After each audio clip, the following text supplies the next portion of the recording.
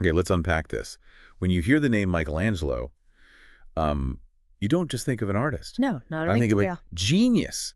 And what's so fascinating about Michelangelo Buonarroti is that the label genius isn't just about the raw output. It's about the sheer, staggering range. Exactly. We're talking monumental sculpture, immense frescoes, groundbreaking architecture. He was even an army engineer for a time, Mm. and he wrote poetry. He was the definitive Renaissance man who somehow managed to be the undisputed master of every single discipline he touched. It's just incredible. And that range is precisely what makes him such a powerful subject for a deep dive like this. Our mission, really, is to look past the iconic statues and frescoes and understand the man behind the myth. Right. He was the artist through whom humanism found its full, vibrant, and, well, at times, its terrifying expression. You know, when the humanists were asking, what does man come from? Where does he belong? What indeed is man? Michelangelo's works, from the religious agony to the pagan vitality, they just beautifully illustrate that intense, often contradictory idea of human potential. So let's start at the beginning. March 6, 1475, born in Caprice, Tuscany. But his connection to art, it didn't start in some grand academic setting. It was established very early and kind of unexpectedly. His childhood was pretty challenging. His mother died when he was only 6, and his father, who was a minor civil servant, he quickly sent him away. Right, he went to board with the stonecutter's family in Settignano. And that move, Yeah. it might have just been a convenience for his father, but it became the foundational origin story for one of the greatest sculptors in history. It was the literal genesis of his craft. Later in life, Michelangelo famously claimed that if there was anything good in him, it was because, from his wet nurse's milk, he had drawn forth the hammer and chisel he used for his statues. Wow. I mean, think about that. A direct, tactile experience with stone, growing up among stonecutters rather than in some, intellectual bubble. And yet his father still tried to push him toward a more respectable career. He started in Latin school. But he was always drawing. It took a childhood friend, Francesco Granacci, to convince his father to let him pursue art. And the father resisted.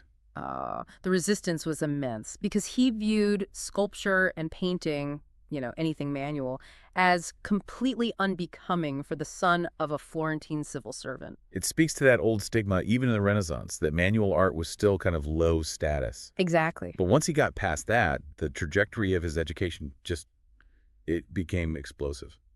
He was briefly apprenticed under Ghirlandaio in 1488. But he always dismissed that period, hated it. He claimed he learned nothing of value, and he saw himself as a professional artist, not just some student or a valet, which he really resented being treated as. So where did the real learning happen? The true quantum leap came when he went to stay with Bertoldo in the famous Medici gardens. There, he wasn't just sketching. He was totally immersed in studying ancient and contemporary sculpture. This was his real education. And this is where the networking element becomes so crucial, too. This Medici patronage wasn't just an art school. No, it was an entryway into the absolute top of Florentine society. He met prominent humanists, philosophers, and, critically, the Medici sons, Giovanni and Giulio. And those two boys. Those connections were invaluable, you have to remember. Those two boys would later become Pope Leo X and Pope Clement VII.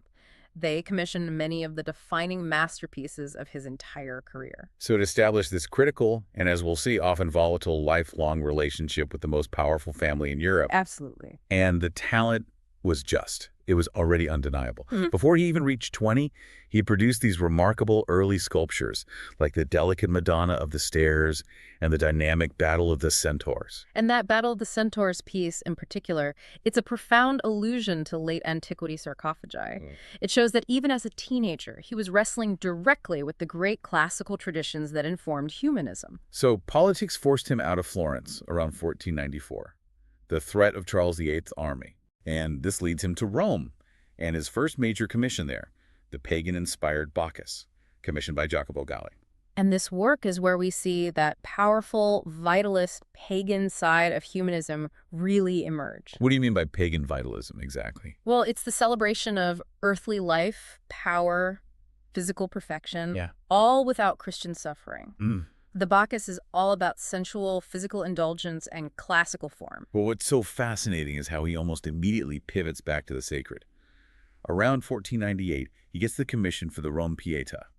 the Pietà. And it is so significant for one very specific reason. Wow. It's the only work Michelangelo ever signed. Yes. The story goes that when it was unveiled, he overheard some visitors mistakenly attribute it to another sculptor. So he just went in and carved his name across Mary's sash. He did. But I think the reason for signing is deeper than just vanity. I mean, why single out this piece, this representation of Christ's sacrifice? It feels like a deliberate statement. Given his massive, powerful output, to only brand this one piece of heartbreaking vulnerability, it feels like he was signaling something. I agree. In the Pietà, Mary holds Jesus, and Michelangelo consciously skips the gruesome bleeding wounds. He focuses intensely on the sublime expression of God's sacrifice, depicting them both as incredibly vulnerable, human, and young. That vulnerability is perhaps what he felt needed his name on it. After this success, he returns to Florence in 1501 and gets the commission that would immortalize him as the symbol of the new Florentine Republic, the David. The colossal marble statue, over 4 meters high. And the David is revolutionary because it completely breaks with artistic tradition. Completely. Traditionally, David was always shown victorious, standing over Goliath's severed head. Michelangelo he rejected that entirely. He shows David before the action, sizing up his adversary, that moment of tension right before the battle. But wait, wouldn't showing him already victorious have been a much stronger, clearer political symbol for the Republic? Why risk the ambiguity of that pre-action tension? Because Michelangelo wasn't focused on the simple external event of victory, he captured the inner dimension of it, the mental readiness, the determination, the courage required to win. Ah, I see.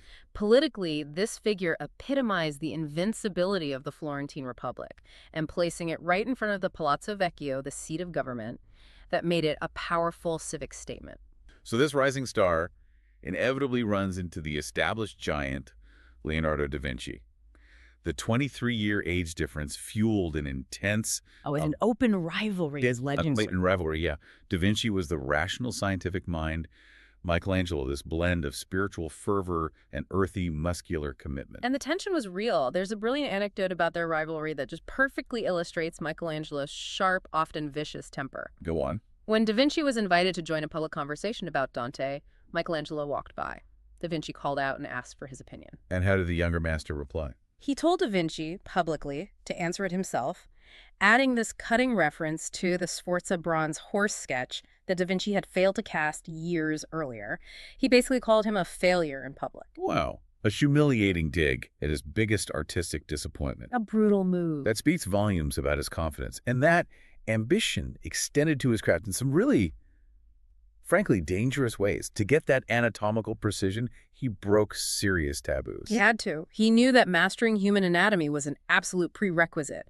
So he got permission from the prior of Santo Spirito Hospital to study and dissect unclaimed corpses. You have to think about the health risks, the stench. Absolutely. This wasn't some pleasant academic exercise. It was visceral, dirty work. He was handling potentially diseased bodies, but he viewed it as the only path to perfection. He even bragged that this knowledge was the true source of the life he breathed into his stone figures. This ambition and his incredible capacity for effort carried him into these massive Vatican commissions. And that starts with his notoriously stormy relationship with Pope Julius II. Oh, yes. The commission for Julius's tomb in 1495 turned into the Tragedia della Sepultura, the tragedy of the sepulchre, a 40-year project. And the frustration for Michelangelo was immense. The tomb project was constantly being modified, delayed, undercut by other papal demands. The unfinished works he intended for it, like the amazing slaves. The dying slave, the rebellious slave. They were never used. He just gave them away. It illustrates his incredibly high standards. It seems like that quest for perfection meant many of his works were perpetually unfinished, like the commission for the 12 Apostles, which was mostly abandoned after the sketch for St. Matthew. Precisely. His dedication meant that if the material or the circumstance wasn't perfect, the work was left in this evocative state of non finito, where the figure still seems to be struggling to emerge from the stone. Then, of course, came the Sistine Chapel ceiling, 1508 to 1512. He was hugely reluctant at first. He saw himself as a sculptor, not a painter, and the scale was just staggering. But he eventually gave in, covering the vault with 9 episodes from Genesis, Yeah. including the creation of Adam, and it redefined monumental painting. It did. Then, you fast forward 2 decades, and Pope Paul III commissions him for the Last Judgment on the rear wall. I mean, it's enormous. 13.7 by 12.2 meters with almost 400 figures. And this piece is so key because it reveals that extreme inner tension we talked about. This commission came when Michelangelo was experiencing deep personal torment over salvation and his own mortality. You can feel it in the work. The whole fresco radiates that internal struggle. If you look at it, the Jesus figure is striking, almost terrifying. How does he blend that spiritual torment with his classical forms? He does it by completely transcending the standard, compassionate Jesus. The Christ in the Last Judgment looks more like Zeus. It is pure power and vitality blended with divine authority. It reflects his torment, depicting a world of sinners whom God must save, but with crushing force. And the work was so radical that the Council of Trent later ordered moralistic touch-ups because of the nudity. That's right. The censors of the Counter-Reformation couldn't leave it alone. His career was so much broader than just painting and sculpture, though. His later years were all about architecture and military engineering. He even served as an army engineer, defending Florence from the Medici, the very family who had been his patrons. And in architecture, his innovations were everywhere. The Laurentian Library, with that dramatic tripartite stairway that seems to just pour down like lava. Or the Farnese Palace, where he stepped in after Sangallo's death and redesigned it entirely. But the redesign of the Campidoglio, the Capitol Hill in Rome, that might be his most enduring urban planning legacy. I agree with that. Commissioned in 1538, he laid out the square in an ovoid form, centered on the statue of Marcus Aurelius. A statue he actually disliked, by the way. He designed new facades, the majestic stair, even the paving. And there's a fascinating historical coda to that paving design, isn't there? There is. The intricate radiating pattern he designed was so complex it wasn't finished in his lifetime. In a strange twist of history, it was finally completed, faithfully following his specifications, by Benito Mussolini in 1940. Wow, a 6th century project spanning Renaissance genius to fascist rule. It's unbelievable. His final major role was chief architect of St. Peter's in 1546. He provided the design for that majestic dome, which rises over 136 meters. And he made sure construction was far enough along before he died in 1564 that it couldn't be modified. He was planning his legacy right up until the very end. So we have this titan, nicknamed Il Divino, the Divine One. But the sources reveal a really complex, difficult person. He was vain, taciturn, irritable, overbearing. He cultivated this image of being entirely self-taught, often dismissing major influences, especially his time with Ghirlandaio. And the physical reality of the genius was difficult. He was described as an ugly man with a broken nose from that childhood brawl. And he cultivated a taste for suffering, maybe as a path to redemption or artistic purity. He never found lasting romantic love, which tortured him, leading him to cultivate what was described as a genuine culture of bitterness. Despite all that emotional turmoil, his process was so rigorous. Sketching was essential for him, a tool for capturing anatomy, for expressing thoughts. But here is where his incredible perfectionism really shines through.